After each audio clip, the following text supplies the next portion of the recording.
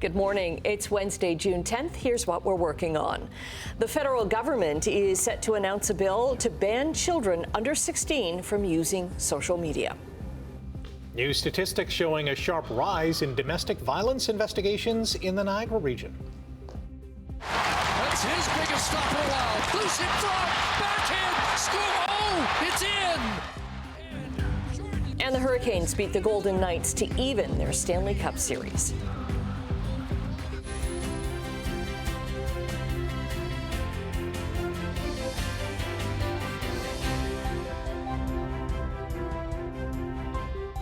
Thank you for joining us. What a morning it has been weather-wise already this morning. Brian, when I was coming in, it started raining so hard and so fast, I thought somebody was throwing something off the escarpment at me. Or a truck was going by. Yeah. We've had some really heavy downpours, and we could get some more today. We could get 10 to 15 millimeters of precipitation today. So, yeah, it's going to be wet, and it's going to be warm. Well, almost hot when you factor in the humidity. We are looking at showers and thunderstorms in the forecast for the day today. We have had them around the area this morning, and we will get more as the day progresses, but it is definitely going to be a warm one for the day today. We are looking at 29 degrees today with a humidex. Is my microphone okay? It sounds really funny, yeah. Anyway, 29 today, humidex of 37. It's 21 degrees with a humidex of 29 already here this morning. So, yeah, showers and thunderstorms in our forecast. There we are. Okay, that's better. Just some adjustments in my ear here. Yeah, we had a warm one yesterday, but it's going to be even warmer and muggier today, but be prepared for some probably heavy downpours for the day. All right, let's talk about traffic this morning. We'll get into the forecast coming up. Traffic this morning is doing okay.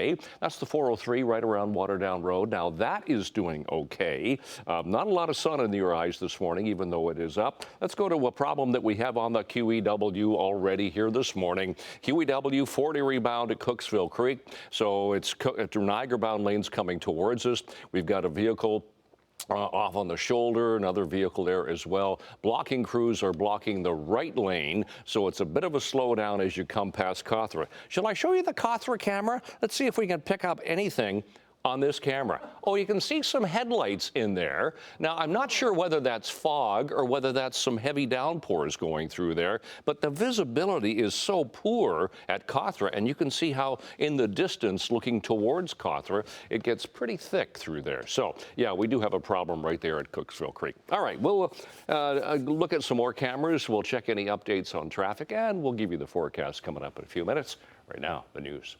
Okay, thanks very much, Brian. Well, the federal government is about to announce measures to bar children under 16 from social media with a new Digital Safety Act. Simone Gavros joins us in studio with more on what to expect. Social Media Act with the goal of making social media platforms and AI chatbots safer for kids.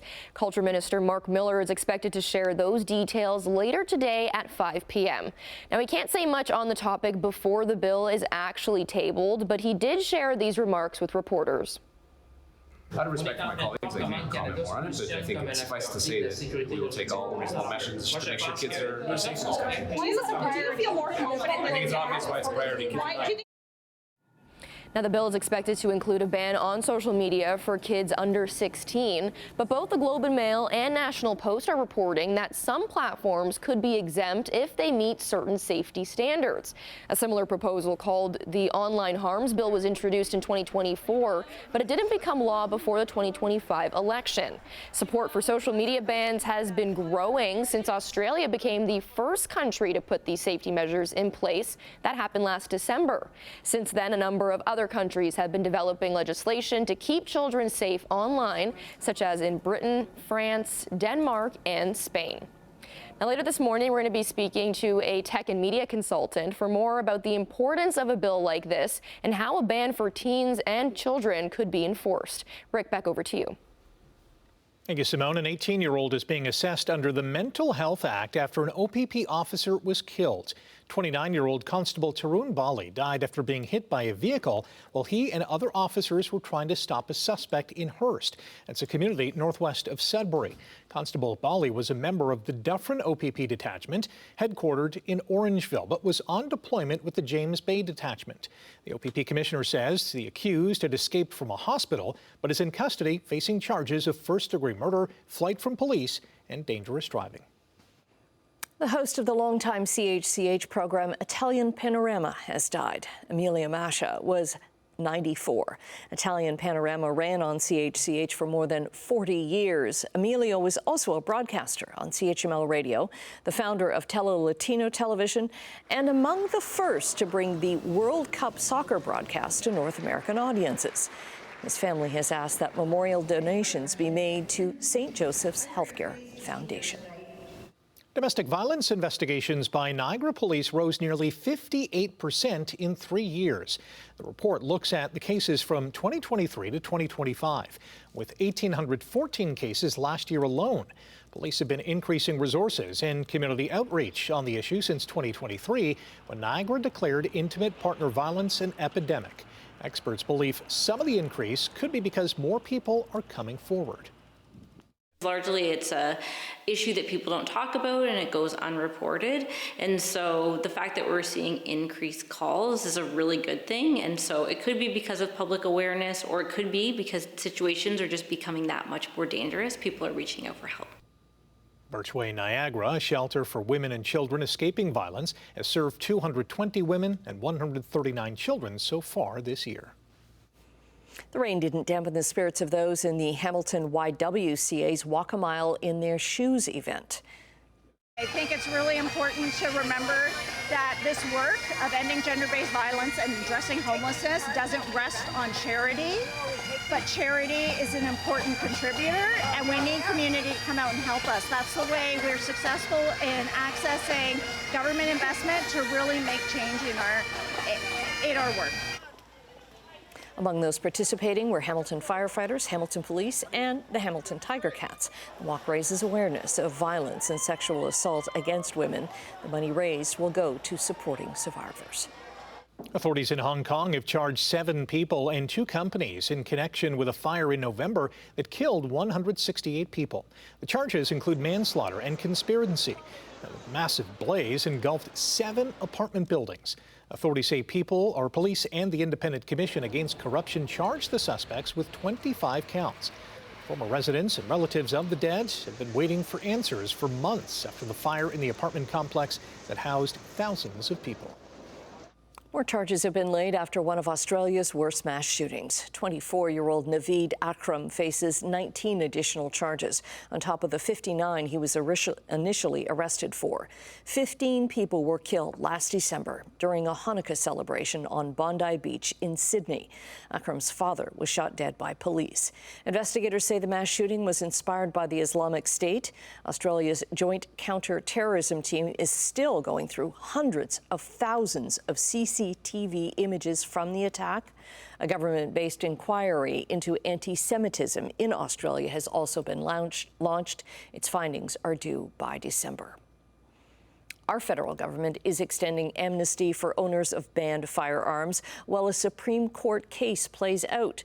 The Supreme Court agreed to hear an appeal challenging the initial prohibitions that were announced in 2020.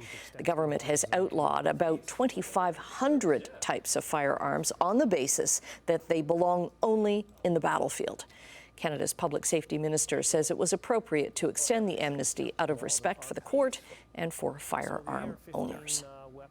This year's Stanley Cup Final has been a remarkable series, and last night's Game 4 in Vegas added even more intrigue. Chatfield off that face-off win. That bounce on the front. They score! Logan Stankoven has opened the scoring a minute 6 in. Carolina broke the ice just 66 seconds after the opening faceoff, setting the tone for what would be another back-and-forth game. It was Logan Stankoven's team-leading 11th goal of the playoffs, and Carolina kept coming, scoring twice more to carry a 3-1 lead into the second intermission. But two-goal leads have not been safe in this series. For the fourth game in a row, a two-goal advantage disappeared as the Golden Knights tied the game at 3-3 in the second, and Brett Howden scored his team record 14th goal of the postseason. But Carolina had an answer in the third.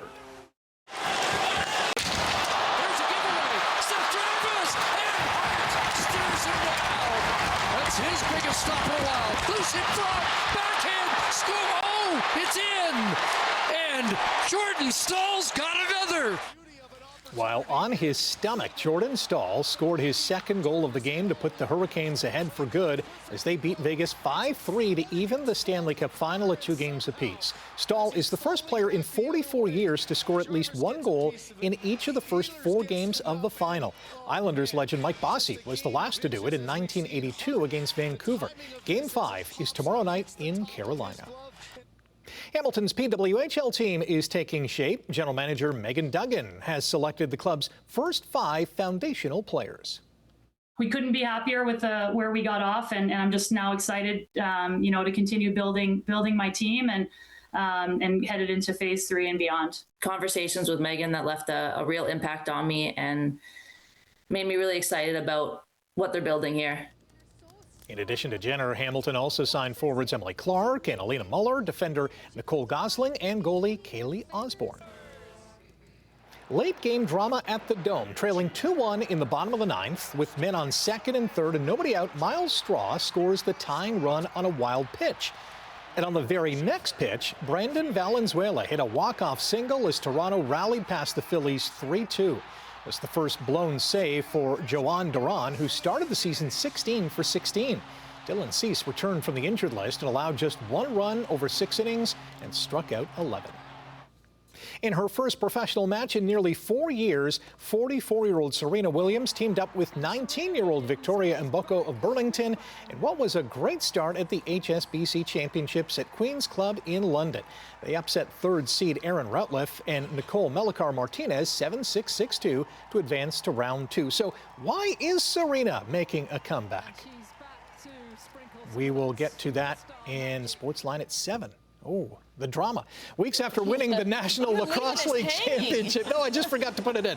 Weeks after winning the National Lacrosse League Championship, the Toronto Rock will be honored at a community celebration in Hamilton. The free event will be held at TD Coliseum with doors opening at 5:30. Celebration starting tonight at 6. The players are going to be there, so too will the NLL Cup. There's going to be an opportunity for photos and autographs. Admission is free, but you have to register at torontorock.com.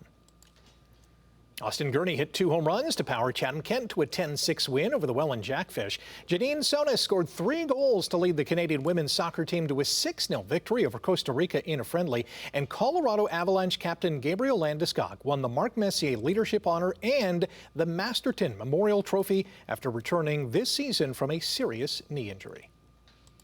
And on we go, 6 o'clock on this, well, fairly cloudy Wednesday morning, but it is warm and it is muggy already. We'll talk about the forecast coming up. Traffic this morning, 403 and Waterdown roads moving fine. No problems there. No sun really in your eyes there. Let's go to a problem. QEW at Cooksville Creek. It's QEW Niagara bound coming towards us.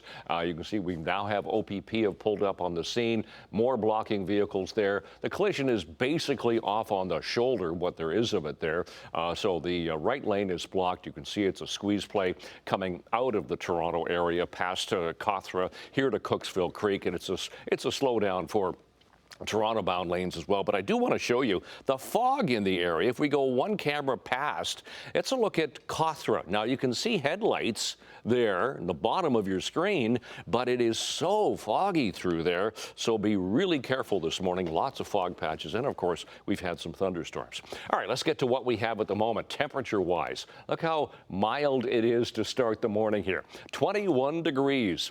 Factor in the humidity, which is 97%. It feels like 29 already here this morning. It is mostly cloudy. The winds are fairly light. We have had some thunderstorms. We could get more as the day progresses. So 29 today will be the temperature. Factor in the humidity. It'll feel like 37.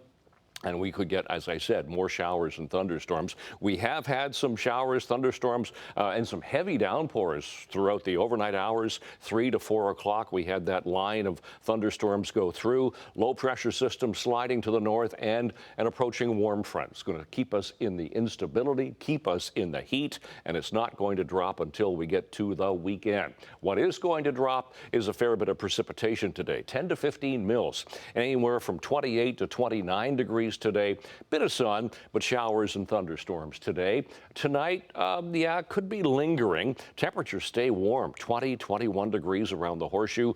A little bit less for Kitchener and Guelph at 19, but still warm. And then tomorrow, pretty much the same thing. Bit of sun, 25 for Niagara Falls, a little cooler there, but 28, 29, 30 degrees for Mississauga, Milton, Brampton into Toronto. Showers and thunderstorms once again possible tomorrow. So out the door this morning, it is mostly cloudy. The winds are light. The temp is 21, but the humidex is 29 already.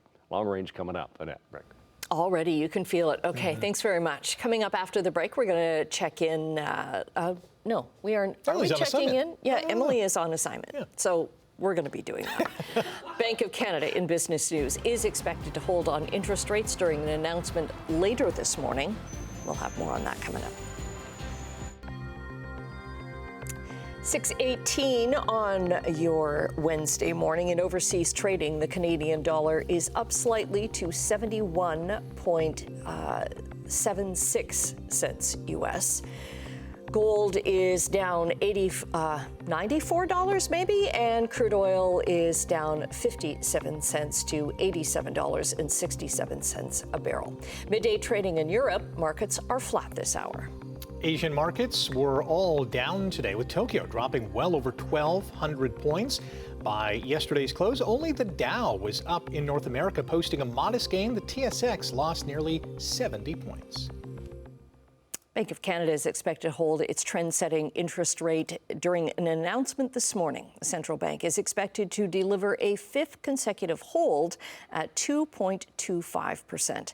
The bank has been waiting to see how the Iran war and U.S. trade uncertainty will impact economic growth and inflation. Canada's trade surplus grew to $2.7 billion in April. Higher oil prices helped boost exports to a record high. StatsCan says the result was the largest surplus since January 2025, up significantly from a surplus of $1.8 billion in March. One senior economist says the data suggests Canadian exports have largely recovered back to pre-2025 levels. But there is some weakness in sectors hit hardest by U.S. tariffs. The royal charter that formed the Hudson's Bay Company is set to go on display tomorrow after a ceremony at the Manitoba Museum. The museum will showcase the 356-year-old document it now jointly owns. The charter will then be put back in storage while staff get ready for a one-year exhibition at the museum, probably in the fall of next year. Over that year, the new owners will decide whether the Royal Ontario Museum in Toronto or the Canadian Museum of History will be next to host the charter. The CRTC is warning TELUS that a planned new fee may violate the regulator's ban on activation charges. According to an internal memo distributed to employees, TELUS plans to begin charging customers up to $25 when they switch to a new SIM card. The company maintains that the fee complies with the CRTC's new rules, which take effect Friday.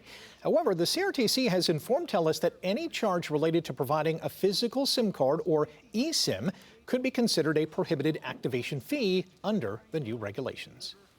Stellantis is recalling more than 100,000 Jeeps in Canada. A faulty electrical connection in their hydraulic power steering pump wiring could overheat.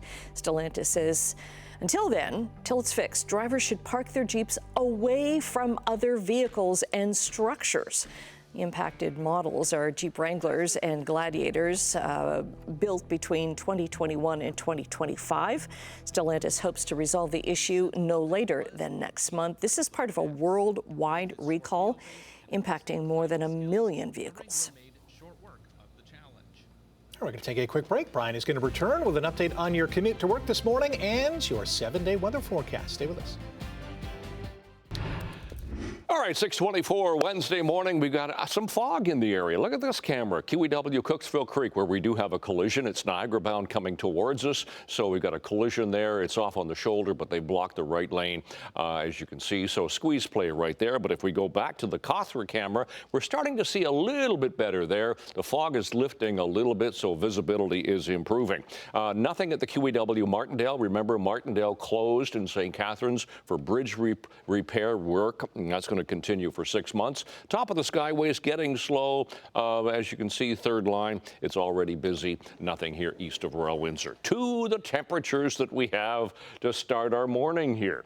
21 degrees right now for Hamilton. Humidex, what it feels like, is 29 already. 20 for Grimsby and Mississauga, 18 for Toronto. So sun times right there for the day today, seasonal temperatures and records for the day today. And again, unsettled conditions today. Again, showers and thunderstorms. So we should be 22 for the first bell, showers, possible thunderstorms, and then 28 for after school. That'll be around the last bell this morning, this afternoon, that is, with again showers and thunderstorms, but the temperature will continue to climb. We should hit 29 by late this afternoon with a humidex of 37, so a sticky one today. 20 again tonight, showers, possible thunderstorms. Tomorrow, 29, humidex of 38, showers and thunderstorms possible again tomorrow. Clouds and showers on Friday with the cold front coming in will still stay warm at 28. Then it gets cooler. Saturday, lovely day, sunny and 26. Chance of a shower on Sunday and 24. Then cooler, below seasonal for Monday and Tuesday. That's your forecast. Annette, Rick. Okay, well, NASA astronauts are going to be heading to the moon wearing Prada. Yeah, the Italian luxury fashion house has unveiled a new inner layer garment designed for space missions, developed in collaboration with Houston-based Axiom Space. Body-hugging suits features built-in ventilation tubing for temperature control. It builds on Prada's earlier work with Axiom on a full spacesuit intended for NASA's Artemis 4 mission, which is expected in 2028. The move comes as luxury brands look for new growth areas amid a slowdown in global spending, with other companies like Under Armour and Columbia Sportswear also developing space-related apparel. Okay, so forget Devil Wears Prada. It's the astronaut wears Prada. Yeah. They're going to have a red carpet on the moon when they eventually get there. And now, wearing this year's Prada lineup, here's astronaut. Who are you wearing? ABC, yeah. Can you imagine? Wow. It's interesting, though, because I'm sure that those houses have the time and the money to do all the technology, to work on the technology. And can probably have a lot of fun with it, too. Yeah, very cool. Stay with us. More to come after the break here on Morning Live. Good morning.